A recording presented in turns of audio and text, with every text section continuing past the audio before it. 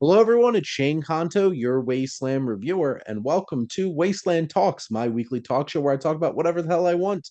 And it's the summer of Rod and spoiler talks here on my talk show. And my buddy Rod's here. This is our third spoiler talk of the summer. And this is a big one because it's the Fantastic Four first steps. But Rod, thank you so much for coming on. I like that, Shane. Summer of Rod. That should be a playlist on your YouTube channel. Just There you Summer of go. Rod. All right. Do it. You know what? It needs to happen. Make it happen, Shane. I'll Make pay it you. happen. You don't need to pay me. Good, I wasn't going to. Good.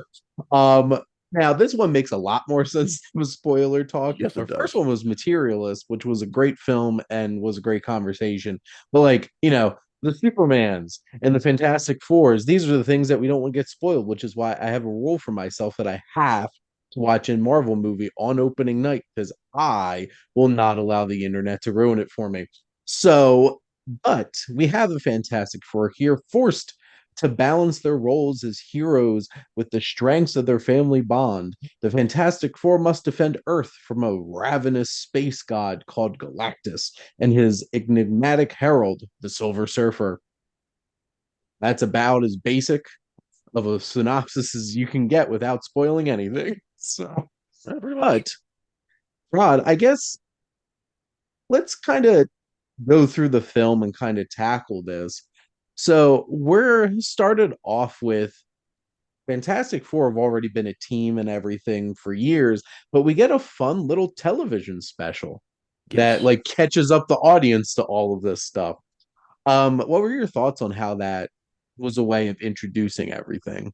Well, we've seen now, Shane, a couple of times the origins of the Fantastic Four. So I Or think, this would have been we've seen it three times in movies and already. I know, Three I goddamn know, times, Corman version. Yeah, I know. But which is terrible. yeah, it's now my buddy, Terrible. our buddy Ben, he watched that thing last week as a joke, and I was like, yeah, sure, as a joke, uh-huh. But anyway, he was like, this is terrible, and I was like, yeah, it is. But I think not doing the origin story again, Shane, like how they got their powers, how they all meet and stuff for the first time, like, we didn't need that. Hmm. We really didn't. I'm glad that that montage, which I kind of wish was longer, of just them. I'm pretty sure it was longer, Yeah, because and they cut Malkovich was stuff supposed to out. be in that. Yeah, because Malkovich was Yes. supposed to be a part of that, and he Yep. just got totally cut out of it. Hopefully, I wonder if he still got his Marvel paycheck. But Oh no, they yeah, still have to pay them. well, Malkovich is one of those people who he wants his money. So how much money did he really get? That's the real question. But anyway, conversation for another day. I think just them kind of going through that montage of fighting the rogues gallery of hero or excuse me Yeah. of villains was the best way to set up this movie. And even though we didn't get like the origin of how they got their powers, I like how we kind of got like the sound bits of Hmm. them interacting or what was going on in space. So I thought it was a perfect setup, and really you just get a good feel of who these characters are and what they mean to each other. Because even before that, we get the Reed Yeah. and Sue interaction of her Yes. finding out she's pregnant. That whole opening sequence is great. And a lot of criticism from people that the they don't buy their chemistry as a couple or they don't buy the chemistry of this team together. And I'm like, you're all crazy. Like right from the start, and you have those little moments in this montage of them getting ready to go onto the ship for the first time, Yep. and they have all these little moments together and it really works, and then you see them fighting that giant subterranean monster thing, the intelligent apes of the Red Ghost, who yes Yes. totally is John Malkovich that they just cut out of the movie, 1000%. and then Harvey Elder aka Mole Man, Paul Walter Hauser. Loved him. It was in it more than I was expecting him to, and his interaction with the team before the third act starts was hilarious. Spread it on So thin. they obviously had other people in that opening montage that they cut out, but they had to Yes. keep him Oh yeah. because he actually came back and was significant to the plot. Because, how are they going to fight Galactus when he can just destroy every building he runs into with a city full of people? Send them to Subterranea. And that was a nice way of them actually like caring about the populace because they make it Mhm. very clear that the world loves the Fantastic Four and New York Yes. City loves their heroes. And that's such an important piece to it. And they needed to find a way to make sure they protected people. So they all went down there. It's like, please make sure to wipe off your shoes before you step out. It's like, just kidding. This is all dirt anyway. Just like, okay, okay, Mole Man. I think one of the lines that got me laughing the most was when he's like, I'm sorry, Johnny. I was the one who dressed you today. Yeah, it's like, yeah, don't get mad at me. I didn't dress you. Which, like, my God. And then, like, obviously, Reed and Harvey Elder do not get along with each other to the No. point where he called him Mole Man, which obviously struck a nerve. Hmm. But there's obviously a connection between Sue Storm and Harvey Elder. I think Harvey likes some Sue. And I'm pretty sure there's going to be some more characters in this MCU that does too, like Namor, Yes. eventually. We're just like, but who wouldn't? It's Vanessa Kirby with That's a Sue Kirby. Storm. So, like, that whole dynamic, that's why they really need to keep him in it. And it worked and it was important to protecting everybody in the finale. And I'm glad that he actually had something to do and was able to contribute to the thing with the Underminer. I mean, Mole Man. Um, Like because immediately when I was watching this, I was like, I'm waiting for him. I'm waiting for the Underminer to just come out and be like, "Hello, I'm the Underminer." I was waiting for that bit, Shane. well, the Incredibles is well, I guess that would be a conversation if you still believe The Incredibles is the best adaptation of the Fantastic Four. After watching this movie, but Yes, it's, yes. but like they obviously drew upon things, and the Underminer obviously was supposed to be Mole Man. But you have that setup. You have this whole feeling where we know that they love what they do, and the people love the Fantastic Four, and it's great seeing like this kind of dynamic because like Spider-Man, it's always contentious because J. Jonah Jameson running his smear campaign against Spider-Man and stuff like that. And the Avengers like have had their ups and downs, but it's so important that they have this connection because like the big challenge of the film is it's like I'm gonna eat Earth or give me your baby because Galactus's fat bastard apparently from Austin Powers. I want your baby. Um, and that becomes a point of contention because like that's a Sophie's choice, and like putting that on Sue Storm and Reed Richards, it's like, do you give up your child? And like Mama Sue's like, nah, this is my baby.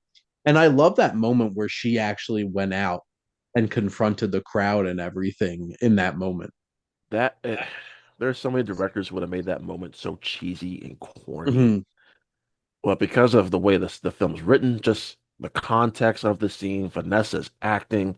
I mean, to mhm. me, she's my MVP of the entire movie. She was really the heart and soul of this film. Well, and Uh, at the end of the day, who did all the heavy lifting in this battle exactly. against Galactus? Because Which I know like, we're gonna talk about, but like that moment, Shane, of her using just all of her power to push Galactus into the portal. I'm like, God, and it's all just a buildup of what Franklin means to her, yep. what a mother will do for her son. Well, and that's a big theme of the film is mother, like a maternal love for their child, Yes. and the lengths that you'll go to protect your child. And like they Sue is so great in this because she's the diplomat. She's the one that has negotiated peace with people, which they very specifically had an empty Latveria seat at the beginning of the movie. Where it's like, I wonder who that is. Yeah. Um, and then he's the one that really is the like the lead of this. She's the most responsible one. She's the one that honestly, if you really think about it, has the strongest powers out of the four of them. She does. And like she could, and I feel like that's one of the things that they really let down in the other Fantastic Four films. Like, oh, she's invisible. And like, no, like she could do some stuff. And she really did some stuff in this movie. And you know, they'll go to great lengths to protect their family. But so we have this set up, we have all of this lined up, and each of these characters, like Sue, obviously is a big standout. I love what they did with Reed Richards. He's he's obviously the smartest person in the room, but he's so neurotic, so anxiety driven, and that it's hard for him to stop. And it's the making the machine to check on their baby to see like is my baby going to be corrupted. And I love that moment between him and Ben Grimm where he it's very obvious Reed carries guilt because he blames himself for what happened to him and his friends and his wife, Yes. and he's carrying even more guilt if his child has that too. And but also Reed's extremely pragmatic, which puts him in conflict with his wife at a couple moments because he is considering the option of what if like we might have to give up our child Right. because it is an option. And that moment where Reed and Sue had that conflict was really powerful for sure. Yes. I think, aside from Sue just being the heart and soul of the film, the other standout here is just the team dynamic. Mm-hmm. Whether it's moments between, I mean, first of all, Johnny and Sue feeling like brother and sister. You Yep. feel that. You can tell just because they don't have a lot of scenes together, but Ben and Reed, you feel that these guys have been best friends for Yeah. years.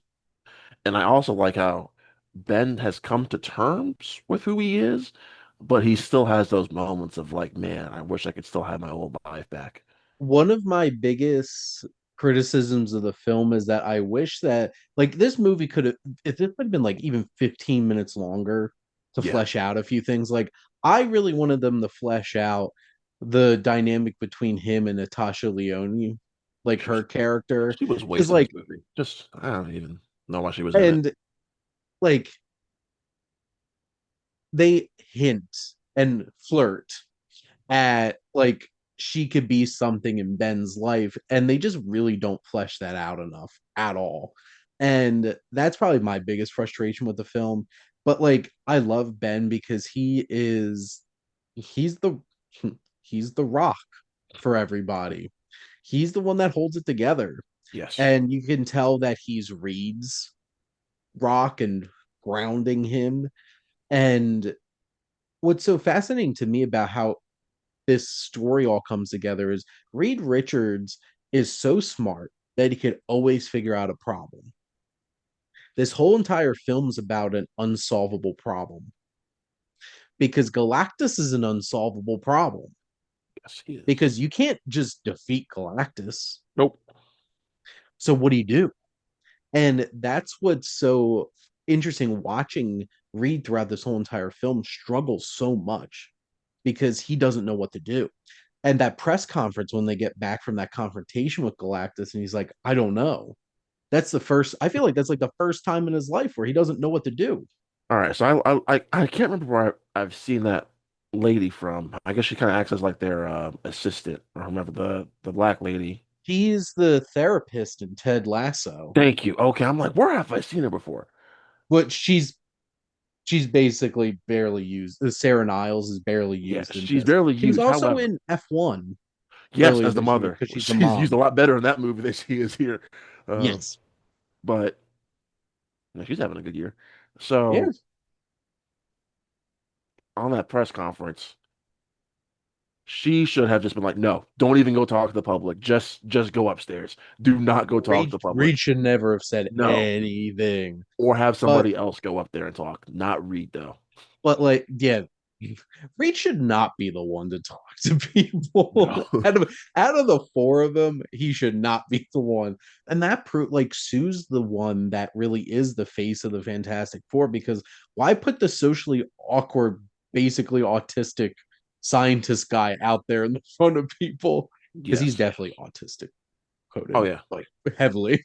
Yes. My wife, who works with autistic children, he's just like, yes, obviously. But like, that's such an important piece because that's why Galactus, I feel like, is the right antagonist. Because like that's a big pull that they go straight to Galactus in the first Fantastic Four movie they're coming out with. That's But usually saved for like a second or a third film. Yeah. but similar to Doctor Strange with Dormammu, it teases you the potential threat and then hunts it. And we will see Galactus again for sure Absolutely. at some point. But like, I think this, similar to Doctor Strange, did a good job of introducing that. There's a lot more Galactus in this than there is Dormammu. And also the Silver Surfer's a lot more interesting than Casselius is. But like, Yes. yes. Um, but their whole dynamic, Johnny is so interesting because he has this great sibling relationship with Sue. He has this great brother dynamic with Ben. They're back and forth with each other. So much fun in this movie. She's like, say it, say it, say it. It's clobbering. You know, I And love that was such a great moment. what I love about the because you were mentioning it before, kind of like how each of the team kind of sees each other. Like I feel like of all of them, even though Johnny and Sue are, siblings, I feel like it's at least in this version of the team, Ben knows Johnny's true strengths. He sees Johnny for who he really is. Like he doesn't take Johnny for granted. I don't feel like Sue and Reed do, but I don't think they fully know I just how don't think, valuable he is. I think it's important that Reed doesn't see how important Johnny can be to the team. And I Yes. think that's an important piece of this story because he keeps like Mhm. basically like Johnny, you're not important at the moment. He doesn't 100% say it like that, but he basically is saying that. Right. And I don't think Reed means anything by it. He's just No. being Reed.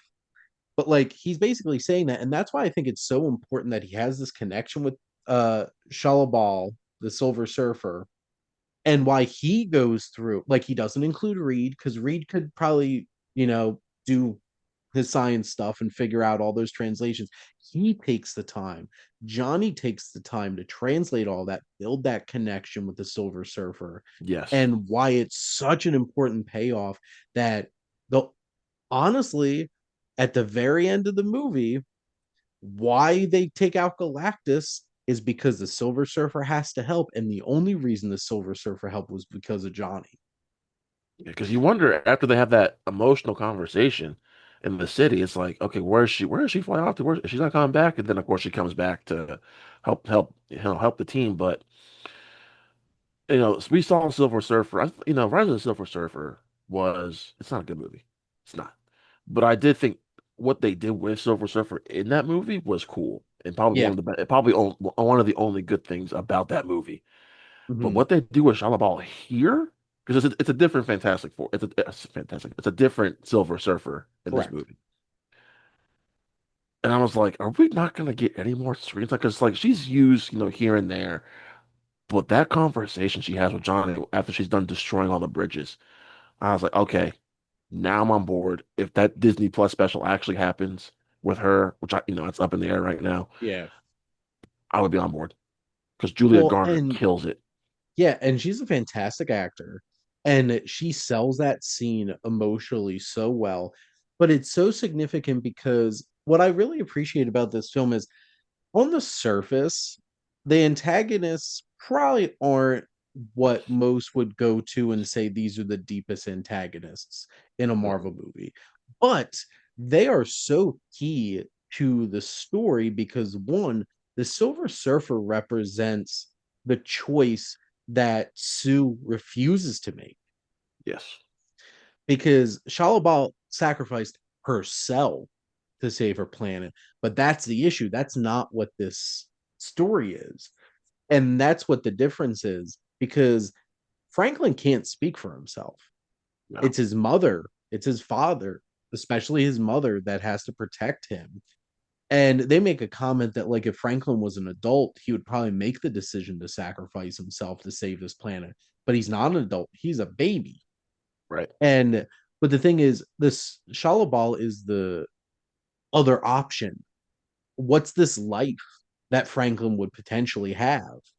Or worse, like he would be Galactus, which that's so interesting how they set up Galactus in this story because they go out to space to confront this Galactus person after the Silver Surfer heralded Earth and warned.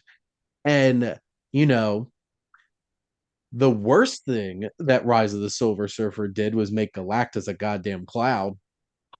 Terrible. Just Terrible. yeah. They're like, how is he supposed to eat anything? Well, engulfing in a cloud. Shut up. Here he has a giant planet mining ship. That ship looks so cool. Loved It it. was it was Yeah. so intimidating. And I don't know if it was on purpose, but it had a red, like that red eye at the center, like the furnace in the at the center of it looked very 2001 A Space Odyssey Mm-hmm. coded, and I wouldn't be surprised if that was some kind of homage to it.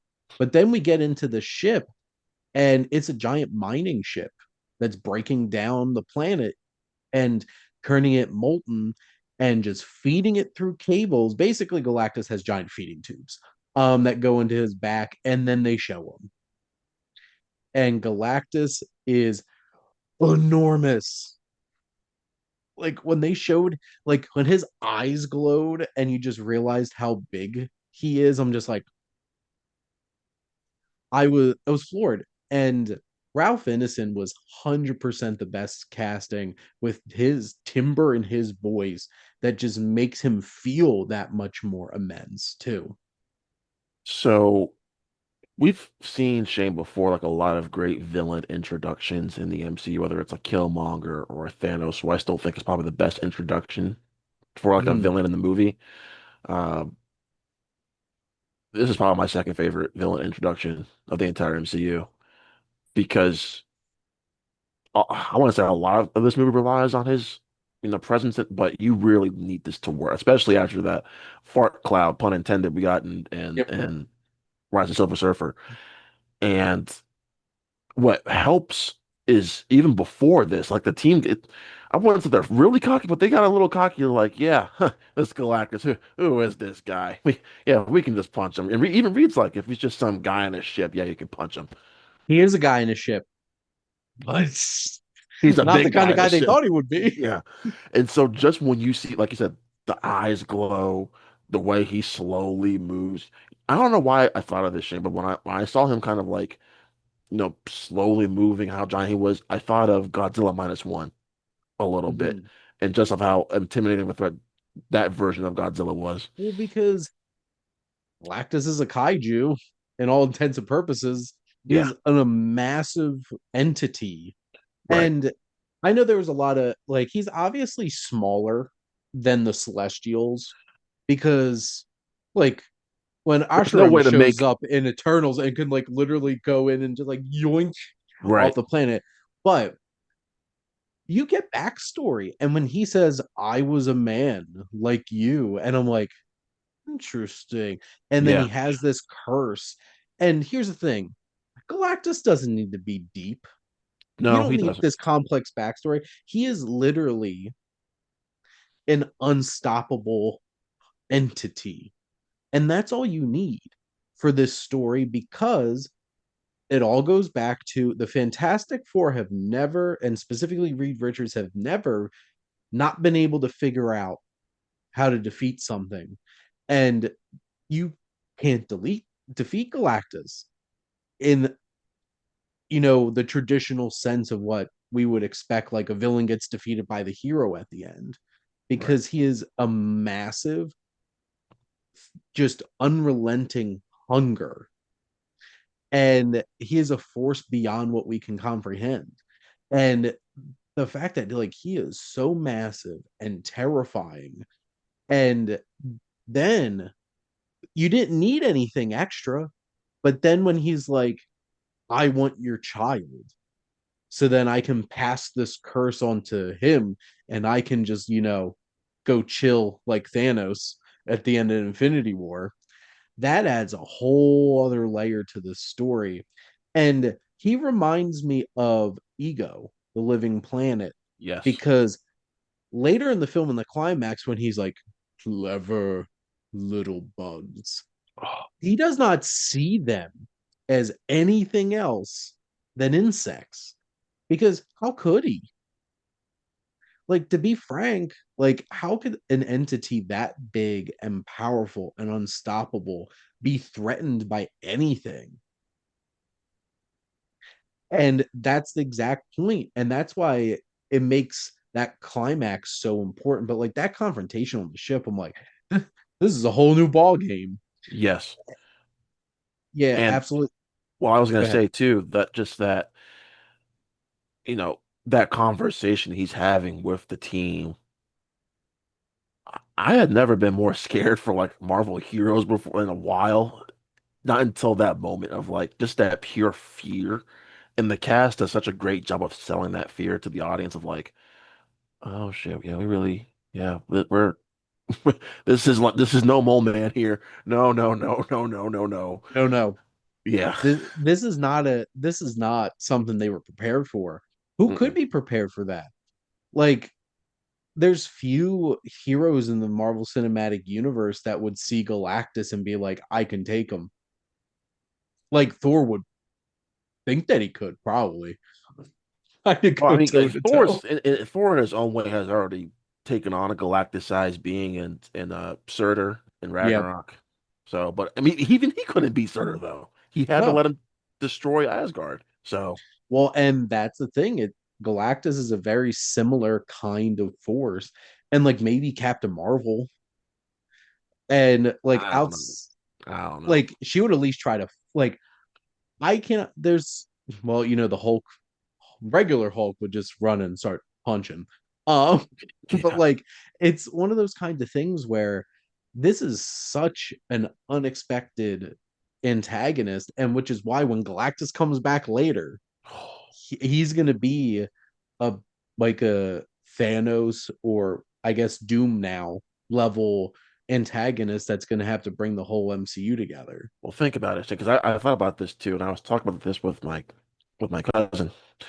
When you have someone like Thanos in Infinity War who he didn't really kill anybody except for Gamora because he had to, but he wasn't trying to kill. He was just trying to he was just trying to get the stones. Only person he really wanted to kill was Tony because he knew he saw him as the biggest threat. Yeah. Endgame, Thanos was just like, yeah, I'm not screwing around. I'm gonna kill no matter what. That's when I'm afraid. Well, I'm afraid, but I'm pretty sure Galactus is gonna go that direction. You left me stranded here in the middle of this galaxy for God knows how long. Whenever he comes back, he's going to be pissed. They're gonna have to, which if they make this moment happen in the MCU, I'm gonna laugh so hard and also be so happy. Because I don't know if you've seen like the Fantastic Four animated show, but they beat Galactus because Ghost Rider shows up and Penance stares him. Mm. I'm like, I want to see that moment happen. That would be wild.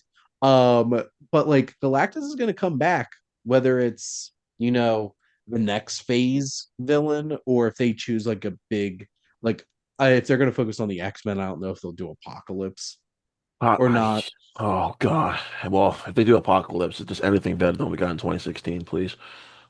Um, and not The Rock. Um, because Dwayne Johnson wants to be Apocalypse. No, thank you. No, thank Um, you. but then you get the climax of this film. Well, actually, before that, the action sequence, how they use the Silver Surfer chasing them through like light speed and then around that black hole was so damn cool. No one would be proud. Yep. It was thrilling how they utilized the Silver Surfer for the action in this was great. The whole birthings thing and like that was just a whole intense, amazing sequence, really well Stressful. put together. It was stressful. Um, and then the biggest thing is the climax in New York, which Galactus shows up, looks at the Statue of Liberty, and sees how tiny she is next to Hmm. him, and just like, oh, and like Galactus was like Ralph Ineson was in a suit. Oh yeah. Like obviously they like CGI'd around him and like made some effects, but like this is like I imagine like him walking around like miniatures and stuff like that and actually filming this stuff. Hmm. And here's the thing, they didn't even need to use Ralph Ineson talking very often because like what does Galactus have to say to them? Yeah. Like You're nothing to me. Why am I even speaking to you? well, and they I love the whole setup of them trying to teleport Earth. The whole world came together. It was hopeful. I loved it. I'm like 828 is probably like the best version of Earth out of any of the multiverse. Something like that goes back to what you were saying earlier, which one of the things I love about this movie is that, and why I'm glad we kind of skipped the whole origin story. The world has come to accept these heroes, Yep. and even before they came back with powers, they were already kind of accepted. Yeah, they're already like celebrity astronauts and stuff like that and scientists. Yeah, And like this is what's so wonderful is like this whole world wants to come together and fight this, except for I guess Latveria. But like you have the showdown and it's just the Fantastic Four and Kirby. Um, that robot was great. Loved that him through the whole lullaby, entire movie. that lullaby he's singing to Franklin as Galactus is like, I don't know why, I just it was a nice little like 2 to 3 seconds of comic relief as he's singing in it. Yeah, it was great. But like Galactus is using like scanning, and them trying to get him into this portal. And you know, you get that was probably the most we get to see Reed stretch was through that climax. And boy, did he stretch because Galactus is just like, look at this. Yeah, And God, it's that was just brutal. stretching him like that. And like Johnny trying to do something. Right. And Ben's obviously just wrecking crew coming through there. But at the end of the day, it's Sue who uses her light fracturing powers and force field and just is like power pushing him across the city to this portal. Yep. And that moment is so epic because you can feel every bit of energy that she's using. And Reed sees it on her face and is worried about her, and all of this coming together. And Reed having his hero moment of Elastic Band Man getting up and saving Franklin. Mhm. And it's like they got him in the portal. It's like, we did it. And it's like, no. And he comes That out of the that was portal. a jump scare for me the first time. It really caught me off guard. I was like, "Oh my God, Jesus!" And I should have seen the comic shade. That's the way it was framed Yeah. and everything. And then of course the Silver Surfer coming in that like Johnny prepared to sacrifice himself, but it's Shalabal who comes flying in there and just straight bam hits him right into the portal, and they portal him to somewhere with no ship, stranded on a planet. He's gonna get away somehow. Talk about being hungry. Yeah. And like what was crazy was at one point Reed opens up one of his bath um furnace things and he's in immense pain. Yes. Like I like Galactus is probably just constantly like, I get hungry. I have the hunger voice is real bad, especially because I'm trying to lose weight right now. And but like this is actual pain. Like I'm imagining if he's not consuming, he's in immense pain nonstop. And that's gonna be a very angry entity when he finally gets the hell off of wherever they sent him. That's what I'm saying. Whenever Galactus comes back, whether it's in the Fantastic Four sequel or whatever, or whichever, he's gonna be pissed. He's gonna Yep. be really, really pissed because at that point, I don't want to give away spoilers or anything, but like, well, wait, this is a spoiler review, but Yeah. we all know what's coming with Doomsday and Secret Wars with Yep. eventually all of these timelines and universe, they're all going to be merged into one. And so not when he finds Galactus that is when gonna he be there. yeah, he's going to be there and he's going to be pissed, he's going to be mad. Oh, okay. Y'all thought I was messing around. Well, and from what I understand from this stuff on the internet, like he's supposed to be a singularity. Like there's no other Galactuses. Like No, he's not like he doesn't have he's variants. no. And so like he is the one Galactus, and he will come back with a vengeance. Oh yeah, no, he'll be back. And they still have this whole thing with. I mean, we've seen giant celestials now. I mean, look, our version of the MC. If they see Galactus, they're like, yeah, okay, that's just another, that's just another Tuesday here. All right, Yeah. let's go. But with what I foresee coming in the MC, with all these universes becoming one, you know, they're all going to be one. One giant universe, one singular universe.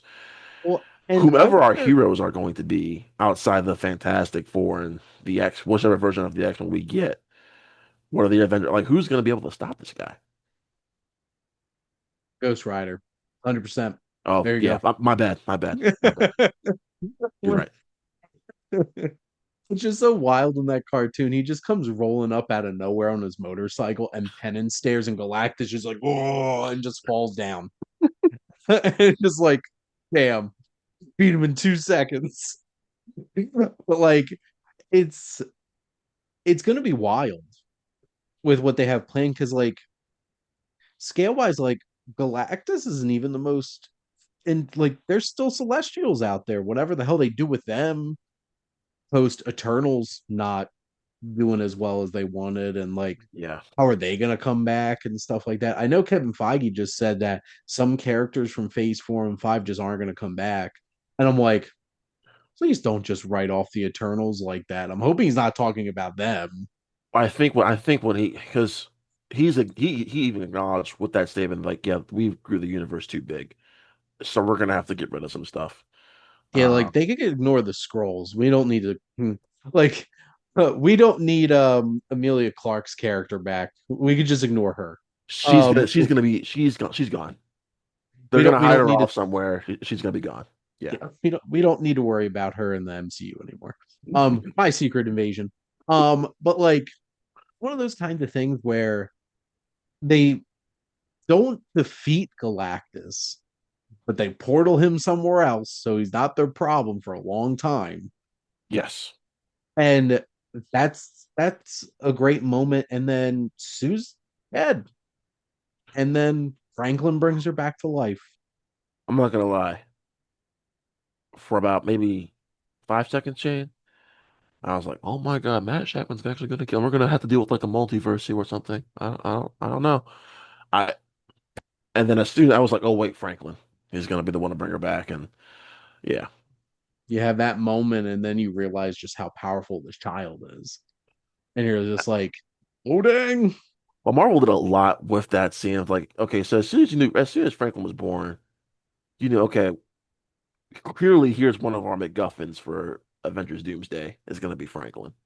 Well, yeah, because Doom wants him. He's gonna want the bangles. He's gonna want the 10 rings. Yes, From what I understand, America as well, and because of her love, abilities. Yeah, Love is maybe the interesting one because I think that's how they're gonna bring Thor into the mix is the trying child, to get his adopted child. pretty much. Who I always forget that's actually his daughter um playing her, so that's interesting. But yeah, there's a lot of MacGuffins in Doomsday for sure. And what I like too, Shane, going back, I know going back to Thunderbolts, we all, I mean, I don't want to say we all, but I thought that, with that post-credit scene, oh, well, the Fantastic Four obviously lose. Clearly they don't. They don't. And I have a sinking feeling that was Doom That's the on running that theory right ship. now is that it's Doom. I still believe it's the Fantastic Four. My running theory right now with Shane is Sue's able to get her son back from Doom after that post-credit scene, and they try to And get they're as on far the away from Doom. run. Yeah, they're basically on the run. Yeah. Or like, I don't know if like he captures Franklin and then escapes to 616 or whatever the hell number it actually is. I know people argue over which one's the actual It's MCU. 616. It's 61 because I know across Spider-Verse it was like 199999999, but it's 616. Yep. So like that's gonna happen because that post credit scene, I'm like, you don't see his face, but damn, that costume looks great. So there's many people thought that was a stand-in. That was actually Downey in costume.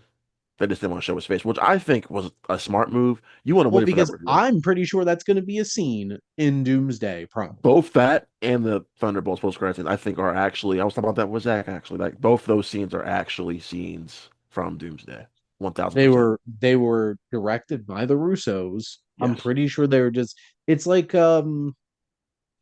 it's like that scene with at the end of Ant-Man, right?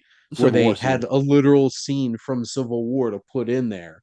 Yeah, Um, I think that's exactly what they're doing, and this is definitely the moment where like that's going to be the moment where we meet. Maybe we meet Doom for the first time. I don't think it'll be the first moment. I think the movie's gonna start. I hope with a origin story because like you, I love Marvel, Shane, and Feige we trust, but they Mhm. have done zero to little build up for Doom. Now they did. I think they did a great job of getting us excited, but I think the opening of for Doomsday needs to be okay. How do we get to this Well, point? Infinity War was Thanos' story. But with Thanos, there was still a little bit more build like Well, Avengers, and yeah. he had that scene in Well, I Guardians. mean, like it's important that they have to make us care about Doom coming into this story. Exactly. And then, from what I understand, the Fantastic Four are going to be a big piece, and Thor is going to be one of the biggest pieces. Yeah. So it's a Fantastic Four, Thor. They said Cap, which so Anthony Mackie's Cap, and then however the X-Men are going to be used, which I think they're going to be involved in like I don't think they're going to be as important to the overall story as we think they will be. The X-Men. Well, and I don't know if it's like, does he need Rambo?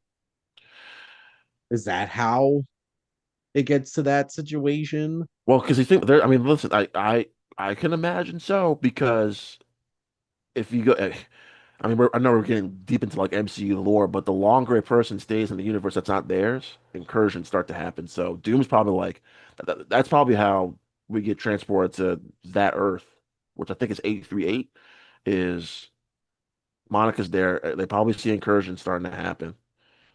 Um, And need to get her back home. and need to get her back before Doom show. But Doom's probably going to show up and start causing chaos and whatever.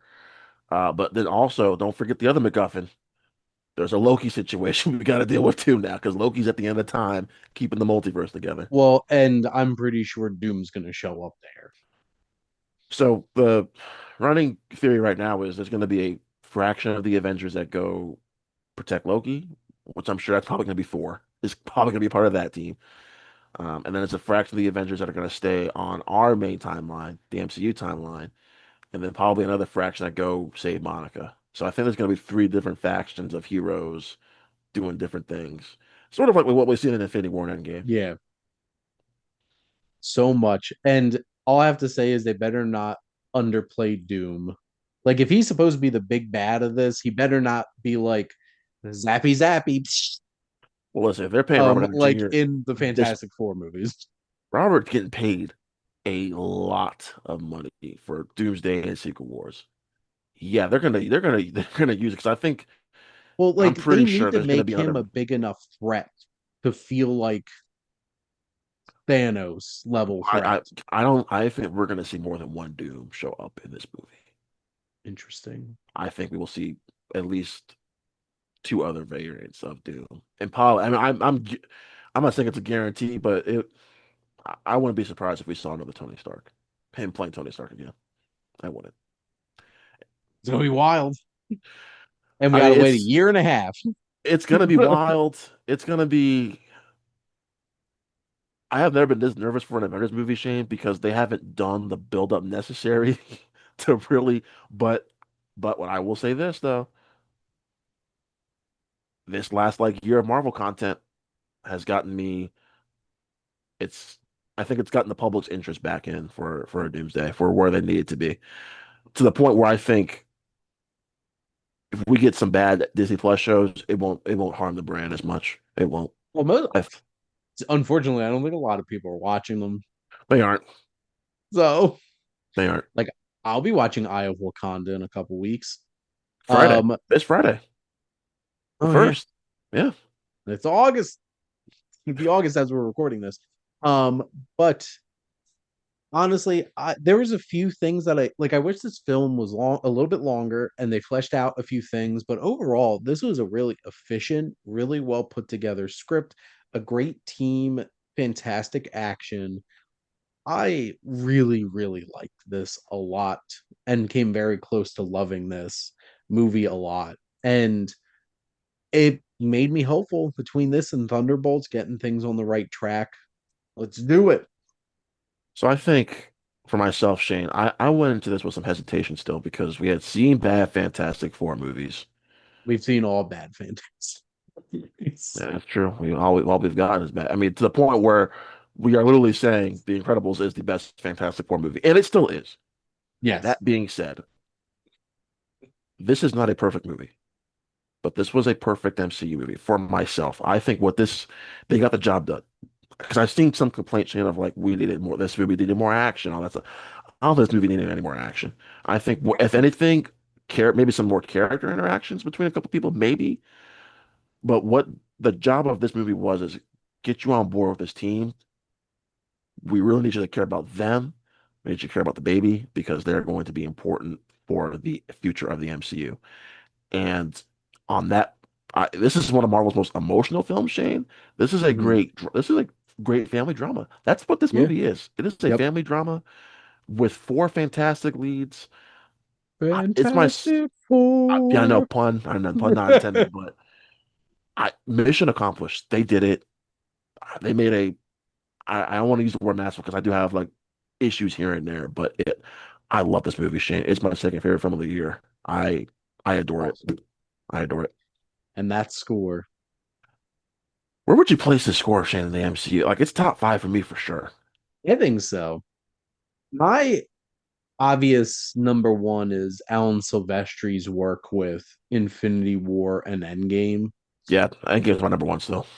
Forge, that Oh, is still my favorite piece of music from any of these movies. God, That Force. gets me pumped. Like, I want to see Thor touch down in Wakanda every single time and bring me Thanos. But I like, use that as like a workout pump up sometimes. Like if yeah, I'm trying to get pumped before a workout, I'll just put that on and I just get energized. I liked weird shit like that. I loved Eitri and him just like a giant dwarf, um, making mystical items in the middle of space. I still love that line. It'll kill you only if I die. Yes, that's That's what what killing you killing you means. means. I'm he was supposed to be in Thor Love and Thunder, and they were supposed to show him dying. Um Really? I didn't know apparent that. him, the Grand Master, apparently were both killed by Gore, but they cut those scenes out. Huh.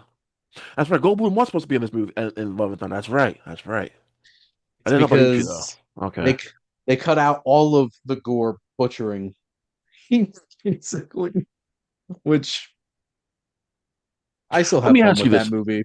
Let me But ask you like, this. Going back, okay, so the word butchering. Would you have wanted a scene of Galactus devouring another planet? Would you have wanted to see that or no? I was perfectly fine with the Alderaan of it all, them showing up in the aftermath of just a dead planet. That Yeah. was fine by me. Like, I didn't need anything else to tell me he's intimidating than introducing him and just being like, I didn't need to see him devouring a planet. I think them showing up after the planet was destroyed and just seeing the aftermath was good enough. Yeah. Like, I would have loved, like, I think the Battle of Xandar with Thanos would have been a cool thing to see. But like, did we need that at the beginning of No. Infinity War? You didn't. No. So sometimes you don't need it, and You it don't. still works. Galactus was absolutely terrifying, just the way that he was. He is the least dimension. He's the least deep MCU villain to be an like S tier MCU villain because like he doesn't need to be. No. He The is a scale and force of presence nature. alone. Yes, he is a force of nature, and the scale and presence. Like, I hope you do go watch this in IMAX, Shane, just so you can get the full scale, Nice. just how terrifying he is. Because Shane, he is just. Here's Oh the my thing. goodness. I don't need the tornadoes and Twister to have personality. I'm still afraid of them. Galactus doesn't need personality. No, he He's just doesn't. absolutely terrifying. So, and he devours. That's what he does. But Rod, thank you so much for coming on and chatting Fantastic Four the first steps with me. Oh, The it was a pleasure. Fantastic Four first steps with me. I do that all the time. The in the wrong place. Oh, Shane, always a pleasure, my friend. Now I got to go see it in 2 hours again. So Yeah, yeah. I was about to say Rod has to go see it again. So go enjoy that. But thank all of you out there for always tuning in and supporting your Wasteland Reviewer.